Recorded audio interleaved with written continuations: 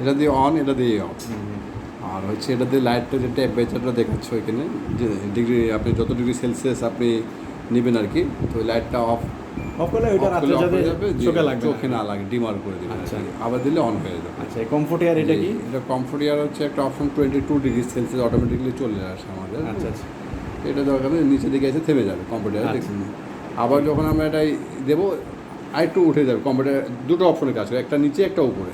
আচ্ছা, এটা উপরে চলে যাচ্ছে। আবার যদি বাতাসটা সরাসরি বেডের দিকে নিতে হয় তাহলে একবার দিলে নিচে চলে আসবে। ঠিক আছে। আচ্ছা, এটা এনার্জি কাটে গেলে একটা অপশন, 80% এনার্জি সেভিং বিদ্যুৎ বিল করবে। আপনার ঠান্ডাটা মাত্রা কমে যাবে কিন্তু বিদ্যুৎ বিলটা আপনাকে সেভিং করবে। আচ্ছা আচ্ছা 60 আছে, 40 আছে, এখন কততে আছে? আবার স্বাভাবিক 16 ডিগ্রি সেলসিয়াসে চলে আসে। আচ্ছা আচ্ছা, এটা হাই কুল, এটা একটা অপশন হচ্ছে আপনার এমার্জেন্সি কুলিংয়ের জন্য, তাড়াতাড়ি যেতে হয়। দ্রুত ঠান্ডার জন্য। আর এটা দিয়ে এটা 35 থেকে 45 মিনিট সর্বোচ্চ চলবে, আবার স্বাভাবিক হয়ে যাবে। আবার এটা দিয়ে আমরা ইচ্ছা করলে আবার জায়গায় ফিরে আসবো, নতুন মানে আগে জায়গাতে। আচ্ছা আচ্ছা এটা দিয়ে রুম টেম্পারেচার দেখতে পারবেন পারলাম কতটুকু আছে।